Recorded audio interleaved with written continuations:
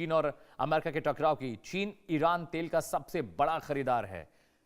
सिर्फ तेल का नहीं, सामरिक समझौता भी हुआ है, हथियार भी सप्लाई करता है चीन ईरान को, इसलिए वहां भी दिक्कतें आ रही हैं। वजह नंबर 4, अमेरिका ने यहां नौसैनिक नाकेबंदी कर दी है। नेवल वहां पर उनकी फोर्स वहां पर लगी हुई है, उनकी नेवी, उनकी मरीन्स वहां पर हैं और वो एक एक शिप को चेक कर जाने दे रहे हैं। इस वजह से भी अमेरिका की जो दिक्कतें हैं चाइना के साथ वो बढ़ती जा रही हैं। वजह नंबर 5, चीन ने इसे खतरनाक और विरोधी बताया। चीन कह रहे हैं भाई ये बहुत खतरनाक और विरोधी है। अगली वजह क्या है, क्यों अमेरिका और चीन में टकराव बढ़ रहा है? वजह नंबर 6, अमेरिका के रास्ते रोकने से चीन की ऊर्जा सप्लाई खतरे में पड़ जाएगी और ऊर्जा सप्लाई खतरे में पड़ने का मतलब है कि हालात खराब होना। अब ऐसा नहीं कि चीन दुनिया की सबसे बड़ी इकॉनमी बनने की तरफ अग्रसर है, लाखों सेना है, इक्विपमेंट है, टेक्नोलॉजी है, फाइटर जेट से नहीं, चीन की भी कमजोरी है। चीन भी डरता क्या है, आज आपको स्क्रीन पर मैं बताने जा रहा हूं। चीन का डर क्या है दर्शकों, देखिए मलक्का डिलेमा क्या होता है, मैं आपको बताने जा रहा हूं। जानकारी नंबर 1 आपकी स्क्रीन पर। चीन का 80% तेल मलक्का स्टेट से होकर गुजरता है। मलक्का आखिर ये है क्या, मलक्का डिलेमा क्या है, मैं आपको बता रहा हूं। जानकारी नंबर 2 आपकी स्क्रीन पर दर्शकों। मलक्का ब्लॉक होने पर चीन को लगेगा बड़ा झटका, क्योंकि मलक्का स्टेट ब्लॉक हो गया तो ऊर्जा सप्लाई पूरी तरह से बंद हो जाएगी। दर्शकों ये समझिएगा। जानकारी नंबर 3 आपकी स्क्रीन पर। अमेरिका जंग में इन रास्तों को ब्लॉक कर सकता है। इंडोनेशिया से पहले टाई अप हो चुका है, यानी जंग के हालात बने तो मलक्का स्टेट एक नेकबोन, दूसरा हॉर्मुज स्ट्रेट, वहां पर भी लॉकिंग चल रही है। जानकारी नंबर 4 आपकी स्क्रीन पर दर्शकों।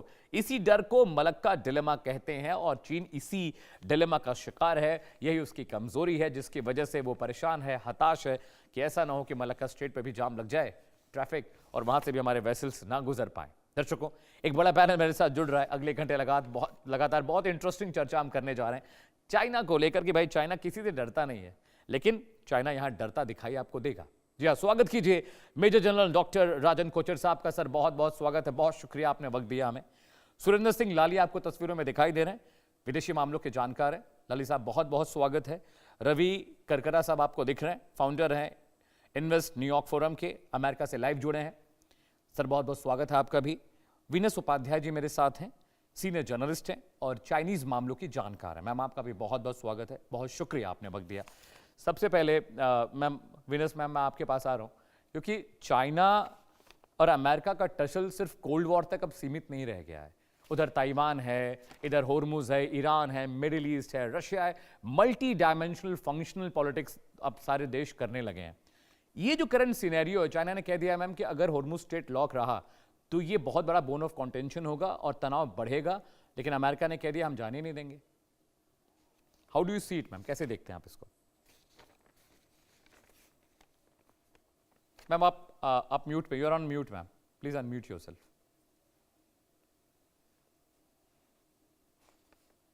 हाँ, मुझे लगता है कि ये जो सब चीजें हो रही हैं पिछले कुछ दिनों से, हमें इसे ट्रम्प और शी की जो अगले मंथ की समिट है उसके कॉन्टेक्स्ट में देखना चाहिए।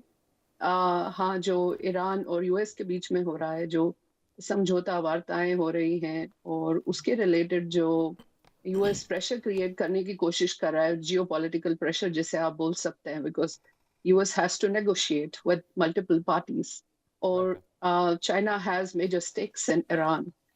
So obviously, in that context also ये सब चीजें देखना परखना बनती हैं, पर मुझे लगता है कि आज के समय पर ये सब चीजें जो हो रही हैं और जो अगले कुछ हफ्ते में होंगी, हमें इन्हें जो अगले मंथ में शी और जो ट्रम्प की समिट होने वाली है बीजिंग, उसके कॉन्टेक्स्ट में देखना चाहिए, बिकॉज कहीं पे नेगोशिएशंस वहां पे हो रही हैं। तो इस समय जियोपॉलिटिकल एरेना में चाइना को रिलेटेड लेके जो भी चीजें हो रही हैं, चाइना ईरान के बीच या चाइना ताइवान के बीच, ये सभी चीजें जो विज़ावी यूएस के रिलेटेड यूएस और चाइना के बीच में देखी जा सकती हैं, वो नेक्स्ट मंथ की समिट को लेके डिजाइन की गई हैं।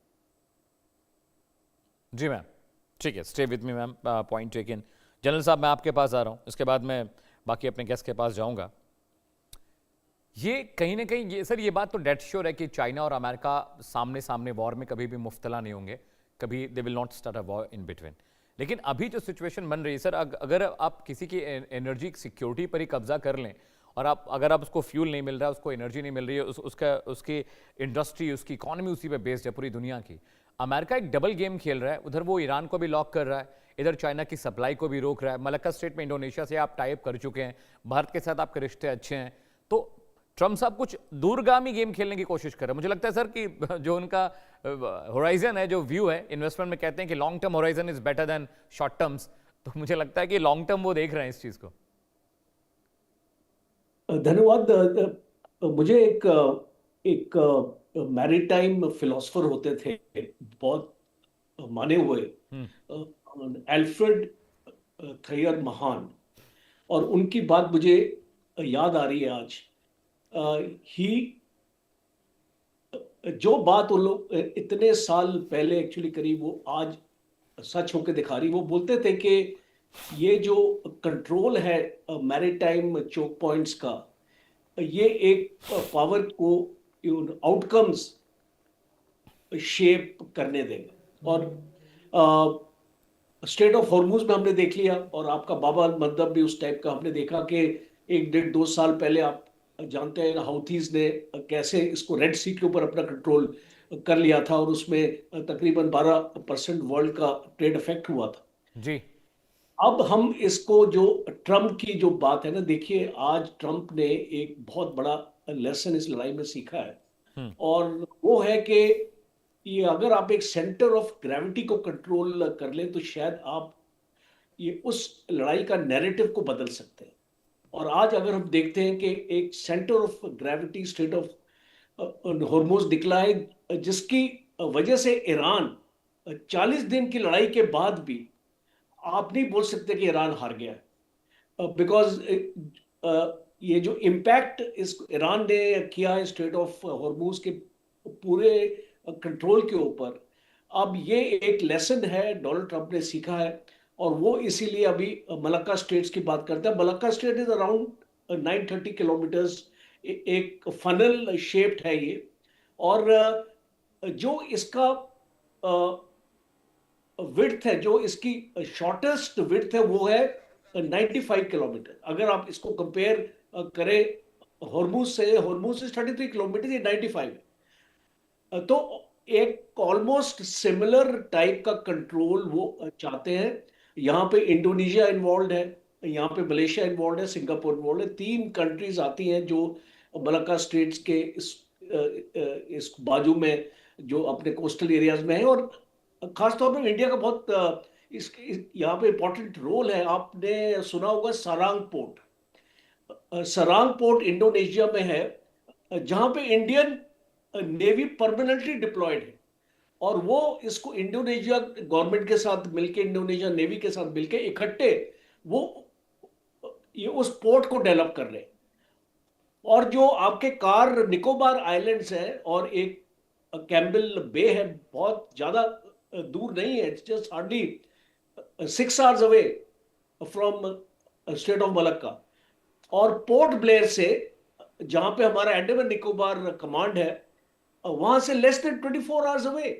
तो इसको भारत के, इसको यहाँ पे बहुत बड़ा इसको इन्फ्लुएंस है। मुझे ऐसे लगता है, आई डोंट नो, अभी आने वाला वक्त इसको बताएगा, क्या यूनाइटेड स्टेट्स और इंडिया एक जॉइंट स्ट्रेटजी कर सकते हैं चाइना के विरुद्ध, बिकॉज हमारा कंसर्न चाइना के साथ बहुत ज्यादा है।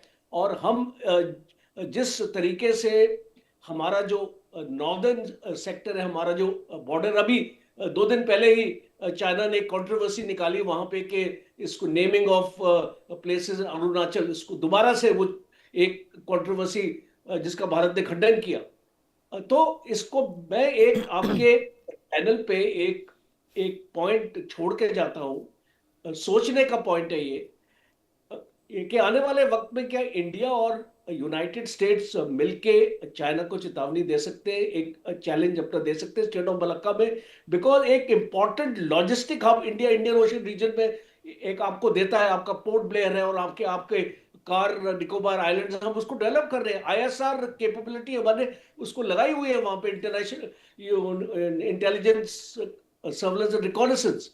तो ये बहुत बड़ी एक डेवलपमेंट है, इसके बारे में आई थिंक ज्यादा सोच की जरूरत है। Right sir, please stay with me sir, point taken. Ravi ji, मैं आपके पास आ रहा हूं। अभी जो सिचुएशन है आज के टाइम पे, लोग कहते हैं कि जंग करने की जरूरत नहीं है, इकॉनमी बर्बाद कर दीजिए, AI का इस्तेमाल कर लीजिए, उनके मार्केट्स को डंप कर दीजिए। आजकल का जो वॉर है वो more of psychological and tech war. तो ट्रम्प साहब शायद यही कर रहे हैं कि भाई ऊर्जा ज़रूरतों को उनके किसी तरह से रोक दिया जाए, एनर्जी सिक्योरिटी के मसले को खड़ा किया जाए, मलक्का स्ट्रेट को लॉक कर दें, हॉर्मुज़ स्ट्रेट को लॉक कर दें, मिडिल ईस्ट को कंट्रोल कर दें ताकि वो चाइना को सप्लाई ना करे। लेकिन वो भूल जाते हैं कि अमेरिका भी तो उनका दोस्त है, रशिया भी तो उनका दोस्त है, और रशिया के पास तो बहुत तेल है। लावरोव साहब वहाँ प्रेस कॉन्फ्रेंस में कह रहे हैं कि we have ample amount of crude and we are able to supply lot of fuel to our allies and friend countries. तो उनको तो कोई दिक्कत नहीं है, चाइना को तो तेल कहीं से भी मिल जाएगा। ये जो बात आपने बोली ना, बहुत इम्पोर्टेंट बात है कि चाइना की जो स्ट्रैटेजी रही है पिछले 20 साल से, आपको समझना पड़ेगा, क्योंकि मैं रिन्यूएबल एनर्जी में भी काम करता हूँ, ऑल्टरनेट एनर्जी में काम करता हूँ। चाइना ने बहुत पहले क्लियरली स्ट्रैटेजी बनाई थी कि वो ग्रीन हाइड्रोजन, सोलर, और आप देखेंगे सोलर पार्क्स जो है चाइना के, वो बहुत ज़्यादा दुनिया के सबसे बड़े पार्क्स हैं। तो ये चाइना ने पहले ही एक तरीके से, और इंडिया ने भी किया है, इंटरनेशनल सोलर अलायंस, बायोफ्यूल, तो जितनी भी बड़ी इकोनॉमीज हैं जिनके बड़े बड़े नंबर है 1.4 बिलियन, तो उनको पता है कि अगर हमने आगे जाना है तो हमको डाइवर्सिफिकेशन एनर्जी नीड का करना पड़ेगा। और आपने बिल्कुल सही बोला है कि रशिया से बहुत पुरानी उनकी दोस्ती है, और रशिया से काम जो है निकल के आ रहा था। और रशिया, बल्कि मैं किसी को कल ही कह रहा था कि सबसे ज्यादा आजकल रशिया खुश है, क्योंकि जितना रशिया ने पैसा कमाया है और जो कमा रहा है, उतना कोई पैसा नहीं कमा रहा। तो आई थिंक, मुझे जो लगता है, जो मैंने कल भी आपके प्रोग्राम में ये बात बोली थी, कि ये ट्रम्प की एक बहुत बड़ी, एक तरीके से ये बाउंस बैक करेगा, ये उसने जो किया है, ये 1 साल से जो ये करता आ रहा है कि कभी टेरिफ वॉर शुरू कर दी है, अब ये वेस्ट एशिया में क्राइसिस शुरू कर दी है। अल्टीमेटली यूएसए को इसका भुगतान करना पड़ेगा, जो इतना अच्छा नहीं होगा, चाहे वो जियो पॉलिटिक्स के हिसाब से देखें, चाहे वो इकोनॉमिक कंसिडरेशन से देखें, चाहे आप उसको, जो उन्हें अभी आपने देखा होगा कि अभी पोप के साथ भी उन्हें पंगा ले लिया है, जो सीधा कैथोलिक क्रिश्चियंस के ऊपर जो है आप अटैक कर रहे हैं। तो ये आई वुड से कि विनाश काले विपरीत बुद्धि का जो है ना, ये समय चल रहा है। और इसमें सबसे बड़ी जो दिक्कत है, ये यूएसए ने इतने सालों से, जो चाहे वो नेटो के साथ हो, यूएन के साथ हो, मिडल ईस्ट के देशों के साथ हो, जितनी भी वो जो कमाई थी गुडविल, वो बैकलैश कर रही है। और बहुत क्लियर है कि Saudi Arabia, UAE, Qatar, Oman और जीसीसी की अन्य जो जितनी भी देश हैं, वो लोग दोबारा सोच रहे हैं कि हमारे जो पेट्रो डॉलर का जो सबसे बड़ा जो एंकर था, कि जो गारंटी दी गई थी कि जब आपके ऊपर विपदा आएगी तो हम आपको बचाएंगे, तो बचा क्या रहे हैं, आपने तो पूरा स्ट्रेट ही बंद कर दिया है। तो ये बहुत बड़ा एक मिस कैलकुलेशन है ट्रम्प और उनकी पूरी एडमिनिस्ट्रेशन का।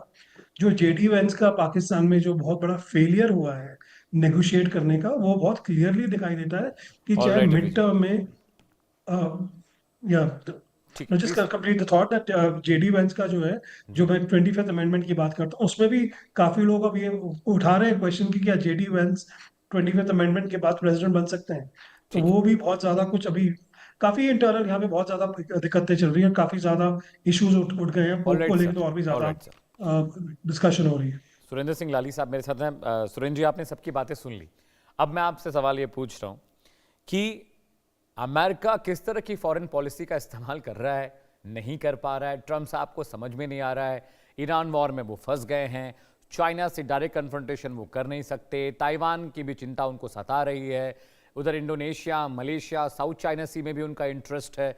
कैसे एक देश इतनी सारी चीजें कैसे कर सकता है? आप मिडिल ईस्ट को भी कंट्रोल करना चाहते हैं कि हम जिसको बोलेंगे उसको तेल दोगे भाई, नहीं तो नहीं दोगे। लाली साहब जी, ट्रम्प साहब की देख के जिस हिसाब से वो चला रहे हैं, तो मुझे एक बाजार पिक्चर का गाना याद आता है कि जुस्तजू जिसकी थी उसको तो ना पाया हमने, जुस्तजू जिसकी थी उसको तो ना पाया हमने, चलो उस बहाने देख ली दुनिया हमने। एक बात को समझिए कि ट्रम्प साहब सियासतदान नहीं है, कुछ मतलब बड़ी मादरत के साथ कहना चाहूंगा कि कुछ उम्र का भी तकाजा है, क्योंकि वो अपने आप को जीसस क्राइस्ट भी बना रहे हैं और अभद्र भाषा का इस्तेमाल करते हैं और कहते हैं कि मैं एक रात में सिविलाइजेशन भी मिटा दूंगा, फैसला भी करना चाहते हैं और उसके बाद फिर धमकियां भी देते हैं। तो वो सियासतदान नहीं है, वो व्यापार में भी 5 दफा बैंकरप्सी फाइल कर चुके हैं और बहुत सारी कन्विक्शंस हैं और उनके ऊपर पीडोफाइलिया के भी चार्ज है। जो मुझे लगता है कि उनकी जो